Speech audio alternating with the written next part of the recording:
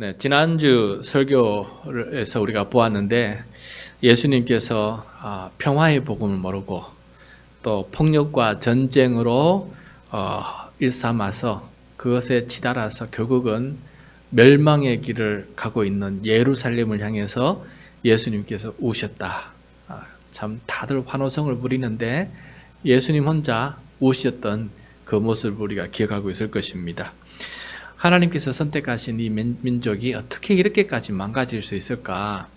하나님께서 선택한 백성인데 하나님께서 보내신 아들을 몰라주니 이 얼마나 가슴 통탄할 일이겠습니까? 그래서 예수님께서 더 많이 우셨다라는 것을 지난 시간에 우리가 함께 배웠습니다.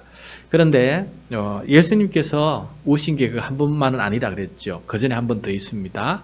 그건 언제였냐면 나사로의 죽음을 보고 많은 사람들이 우니까 그 우는 모습을 보고 예수님도 함께 비통해 하시면서 우신 적이 있습니다. 그래서 오늘은 그 말씀입니다. 바로 그래서 예수님께서 한 번 더 우셨던 그것을 찾아보면서 왜 예수님께서 우실 때 예수님의 특징이 무엇인지, 왜 우셨는지, 게다가 오늘 말씀은 우시면서도 감사 기도를 하시거든요. 하늘 우러러 감사 기도를 하세요. 그래서 굉장히 좀 독특한 비통해 하면서도 감사하는 두 가지가 다 들어있는 기도를 드리시는데, 어쨌든 예수님께서 왜 눈물로 우시면서 기도하시는지, 또 그 속에 왜 감사가 나올 수밖에 없었는지를 함께 살펴보면서 예수님의 기도를 배운 우리 모두가 되기를 바랍니다. 먼저 우리 가까운 사람의 죽음은 우리의 눈물을 흘리게 만듭니다. 가까운 사람의 죽음은 우리의 눈물을 흘리게 만들어요. 어젯밤에도 처가 쪽 사촌 그 형님의 장례식장을 아내랑 같이 다녀왔습니다. 아직 64세 이런 나이지만은 암으로 세상을 떠났습니다. 투병으로 오랫동안 고생해 오신 터이라 이제는 좀 쉼을 얻었으면 좋겠다 하는 그런 마음을 유가족들이 가지고 있었던 터라 장례식장은 눈물바다는 아니었습니다. 다들 또 믿음의 가족이라서 천국에서 이제는 좀 푹 쉬고 쉼을 누렸으면 좋겠다 하는 그러한 감사의 마음도 가지고 있는 것을 보고 또 서로 나누는 것도 듣게 되었습니다. 장례식장은 천국 환송식이다. 장례식은 천국 환송식이다라는 것이 세상 다시 한번 느껴지는 참 비통해야 되는 상황임에도 불구하고 또 그래도 편히 쉬는 모습을 믿음으로 눈을 바라보면서 기뻐하고 감사하는 그 모습조차 볼 수 있는 시간이라서 이래서 장례식을 천국 환송식이로 하는구나 하는 것을 다시 한번 깨닫게 되었습니다. 여러분 오늘 말씀은 젊은 나사로예요. 굉장히 64세도 아니고 더 젊은 나사로죠. 나사로가 안타깝게 죽음을 맞이하게 되었습니다. 일찍 부모를 여의고 홀로 두 자매를 데리고 그렇게 살아가는 소위 말하면 가장 역할을 하고 있는 그런 사람 아니었겠습니까? 그런데 이 삼남매가 얼마나 잘 살았는지 주변 사람들에게 다 칭찬을 받고 또 예수님께서 그들을 부르셔서 그들이 주의 백성이 되어서 예수 잘 믿는 삼남매가 되지 않았습니까?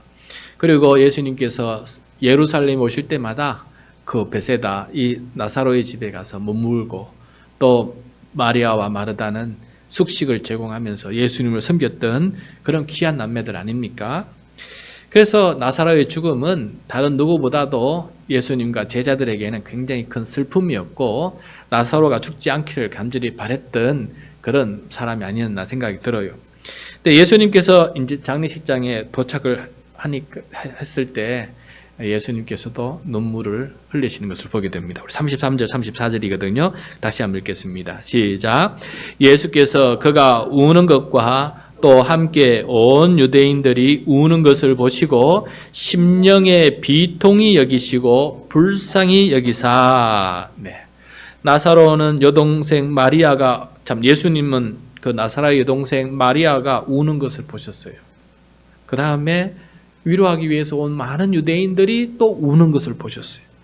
모두 다가 울고 울음바다가 되니까 예수님께서도 그들이 우는 모습을 보면서 심령의 비통히 여기시고 불쌍히 여기셨다라고 말씀하고 있어요.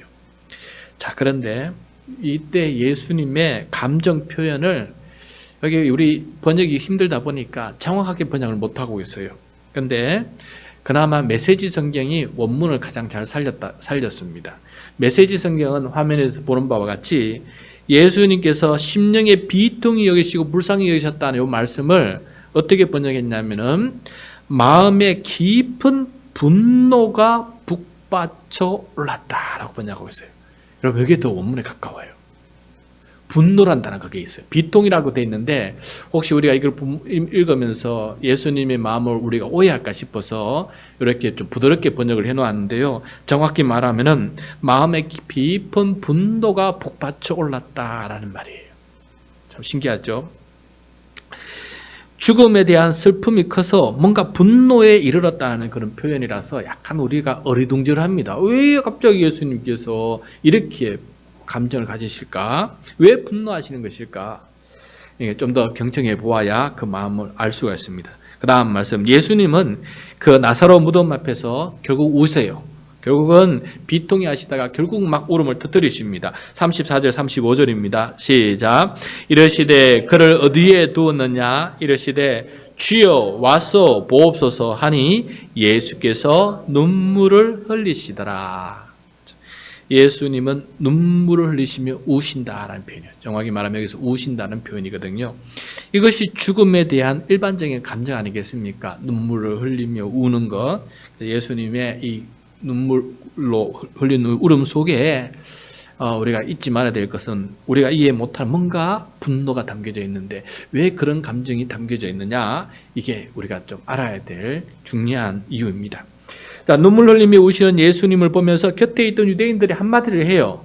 이것도 우리가 좀 뭔가 예수님께서 분노하신 이유를 좀 깨닫는 이유 중에 하나입니다. 곁에 있던 유대인들이 뭐라 말하는지 한번 봅시다. 마치 욥이 고난당한 욥에게 친구들이 와가지고 쓸데없는 말을 해가지고 또 분노를 일으키고 있는 것과 똑같아요. 이들이 어떤 말을 하는지 보겠습니다. 36절 37절입니다. 시작. 이에 유대인들이 말하되 보라 그를 얼마나 사랑하셨는가 하며 그중 어떤 이는 말하되 맹인의 눈을 뜨게 한 이 사람이 그 사람은 죽지 않게 할 수 없었더냐 하더라. 자, 이 옆에 있는 사람들 군중의 반응은 첫 번째 반응은 예수님이 나사로를 이 정도로 사랑하셨다라는 것을 인정해요. 눈물 흘리는 거 보면은 예수님도 이 사람을 이 정도로 사랑했구나라는 것을 인정해 줍니다. 그런데 그렇다면 왜 그렇게 사랑하는데 왜 맹인의 눈도 뜨게 할 만큼 나면서부터 맹인의 눈도 뜨게 할 만큼 능력 있는 사람이 나사로가 죽게 되었다라고 했을 때 빨리 찾아와서 이 나사로를 죽음의 질병에서 고쳐주지 않으시느냐라고 원망하고 지금 불평하고 있는 내용이 나와요. 마치 나사로의 죽음은 예수님 탓이다라는 투로 지금 말하고 있거든요. 예수님 당신 때문에 이렇게 된 거 아니냐. 사람들의 눈에 이런 모습이 보였기 때문에 예수님께서 분노하신 것일까? 여러분 이게 전부가 아닙니다. 더 깊은 분노의 이유가 있어요. 좀 더 들어보도록 하겠습니다. 그때 예수님은 그들에게 이렇게 말씀하십니다. 40절이에요. 40절 시작. 예수께서 이르시되 내 말이 내가 믿으면 하나님의 영광을 보리라 하지 아니하였느냐 하시니 내 말을 믿으면 하나님의 영광을 볼 것이라고 내가 몇 번씩 말하지 않았느냐. 왜 내가 한 말을 믿지 못하느냐 하면서 지금 안타까워하세요. 또 한편으로는 그렇게도 못 믿겠느냐고 하면서 꾸짖는 말씀이 있어요. 이게 예수님의 마음속에 있는 더 큰 감정이었어요. 너희가 믿기만 하면 하나님의 영광을 볼 것이다 몇 번씩 얘기했는데 아직까지도 너희 그걸 못 믿고 이렇게 나에게 불평하고 나 탓을 돌리고 하느냐 이렇게 하면서 예수님께서 뿌짖고 있어요. 화가 좀 나신 거예요. 주님께서 분노하신 이유 중에 하나 아닐까 생각이 듭니다. 왜 그거 도대체 못 믿느냐. 그리고 예수님은 무덤을 막았던 돌을 옮겨 놓으라 하시면서 그 무덤 앞에서 모든 사람들이 듣는 기도를 드리세요. 자, 이 기도에서 여러분 예수님의 분노하신 감사의 기도인데 그 속에서 예수님께서 분노하신 이유를 우리가 알아갈 수가 있습니다. 정확하게 41절부터 먼저 읽겠습니다. 41절 시작. 돌을 옮겨 놓으니 예수께서 눈을 들어 우러러 보시고 이르시되 아버지여 내 말을 들으신 것을 감사하나이다. 아멘. 예수님께서 늦게 오시는 바람에 나사로가 죽었는데 갑자기 감사하는 모습, 이 모습에 어쩌면 주변 사람들이 깜짝 놀랐을 것입니다. 아니, 사람이 죽었는데 그 앞에서 지금 뭐가 지금 죽은 게 좋아서 감사하냐고 이렇게 지금 얘기할 뻔하는 것입니다. 그런데 지금 예수님이 그 우시다가 갑자기 눈을 들으셔서 하늘을 바라보면서 무엇을 감사하고 있냐? 무엇을? 예수님은 하나님 아버지께서 자기 말을 들으신 것을 감사하고 있어요.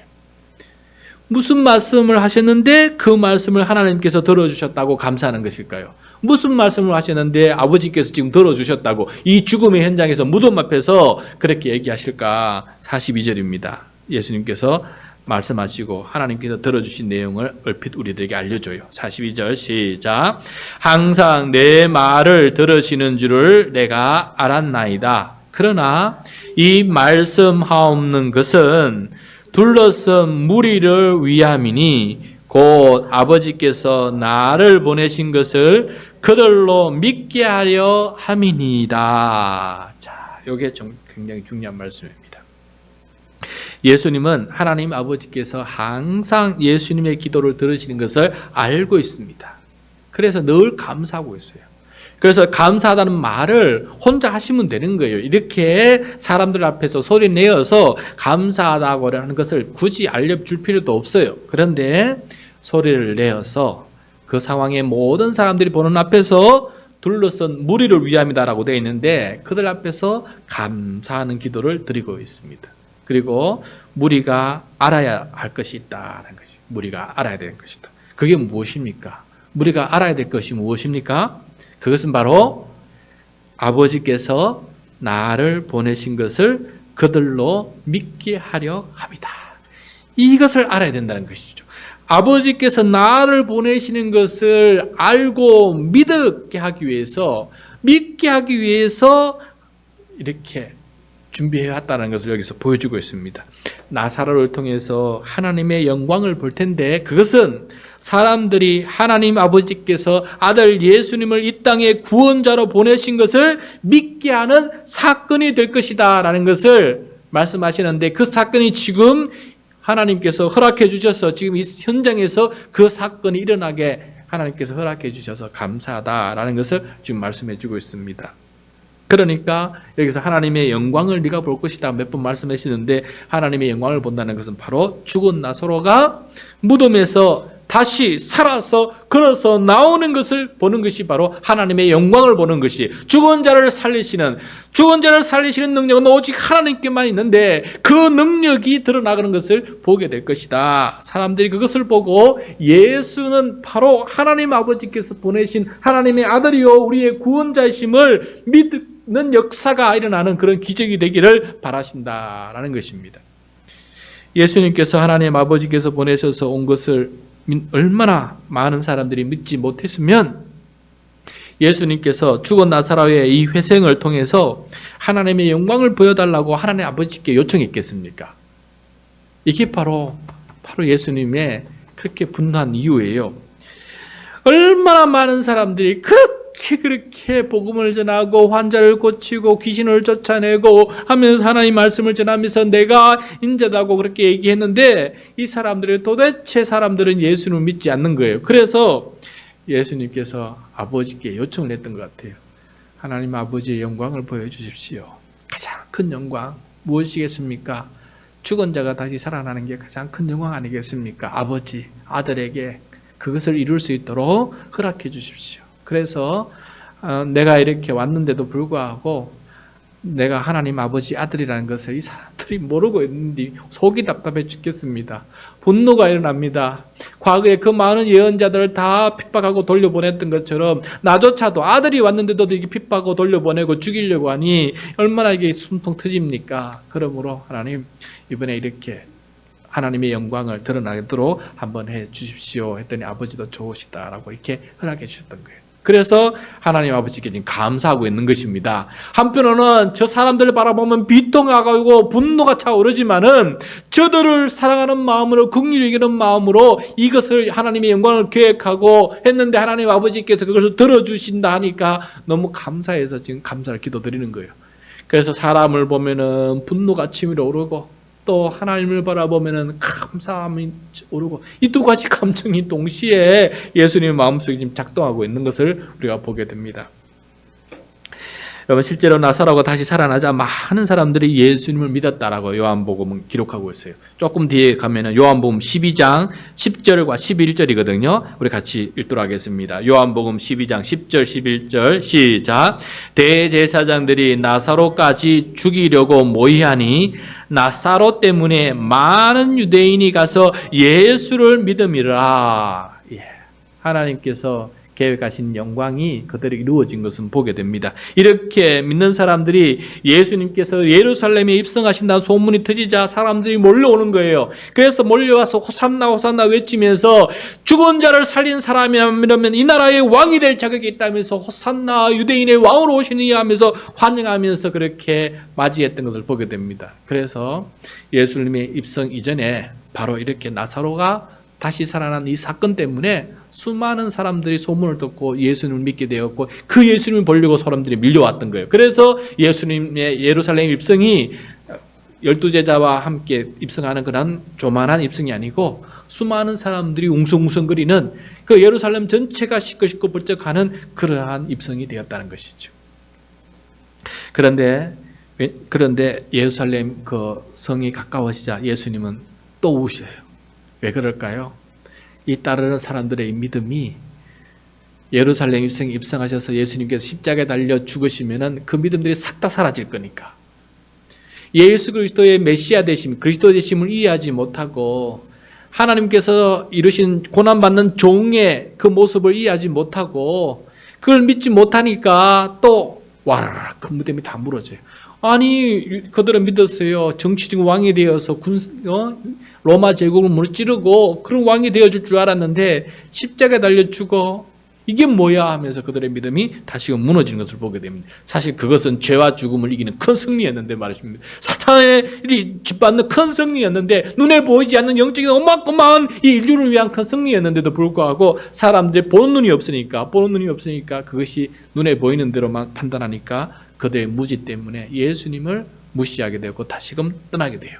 그러니까 예수님은 참 마음이 아프셨죠. 그래서 결국은 나사로의 회생도 나중에 예수님의 부활도 유대인들에게 큰 역할을 못했지만 희한하게도 예수님이 12제자와 그들을 따르는 120명의 문도를 통해서 조금씩 그렇게 복음이 증거되면서 증인들을 통해서 부활의 증인을 통해서 결국은 예수님을 맞이하는 그러한 역사들이 일어나고 있는 것을 보게 됩니다. 그래서 여러분 이렇게 예수님께서 분노하신 것입니다. 이해되시죠? 예수님은 심지어 12제자들에게도 내가 십자가에 달려 죽었다가 3일 만에 다시 살아날 것이다. 그 3번씩이나 알려줬어요. 3번씩. 3번씩이나 제자들에게 말씀드렸는데 그들은 안동 많은동 민동 많은동 그냥 자기가 믿는 예수님이 예루살렘 입성하면은 이제 왕이 될 것이다. 그래서 한 사람은 좌편에 앉고 한 사람은 우의정 좌의정 해달라고 그런 생각에 빠져 있으니 예수님이 얼마나 답답하고 분노가 올라왔겠습니까? 그래서 예수님께서 우셨던 거예요. 그래서 정확히 말씀드리면은 예수님은 나사로가 죽어서 다시 못 볼 것이기 때문에 아쉬워서 운 게 아닙니다.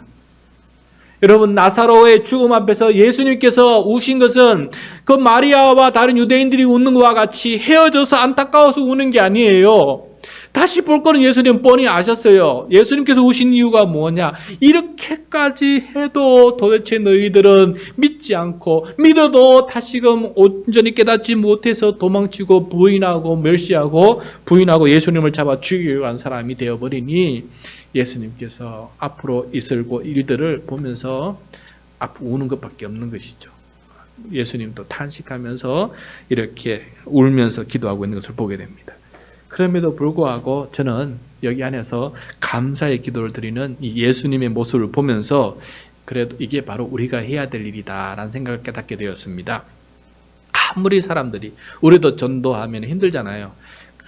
수십 번 전도하고 복음을 전하고 간증하고 해도 꼼짝하지 않는 가족들이나 친지들이나 이웃이나 친구들 보면 얼마나 화가 납니까? 분노가 치밉니까? 얼마나 저들 위해서 눈물 흘려서 기도했는데도 아직까지 저렇게 모를까? 답답하고, 나는 알겠는데 왜 너는 모르냐? 너 지옥을 갈 게 뻔한데 왜 답답하게 너는 모르냐? 속 터지는 일이 아니겠어요. 그런데 예수님께서 하신 일이 뭡니까? 그 뻔히 알면도 불구하고 하나님의 영광을 드러내는 것을 계획하고 하나님께 요청하고 그 사건을 만들어냈다는 거예요. 그리고 나중에는 그것이 제자들에게는 길이 남는 귀한 역사적 사건이 되었다는 것을 보게 됩니다. 그래서 우리도 울지만은 그와 동시에 하나님, 이 울음이 웃음으로 바뀌는 날이, 웃음으로 바뀌는 역사가 있게 해주십시오. 그래서 우리의 복음 전도와 간증과 섬김과 기도와 그런 모든 그런 모습들을 통해서 우리를 통해서 하나님의 영광이 드러나게 도와주시고, 그리고 이 영광을 통해서 우리가 그렇게 탄식하는 그 사람들이 하나님께로 돌아오는 역사가 일어나게 되어서 하나님 감사합니다. 하나님 들어주셔서 감사합니다.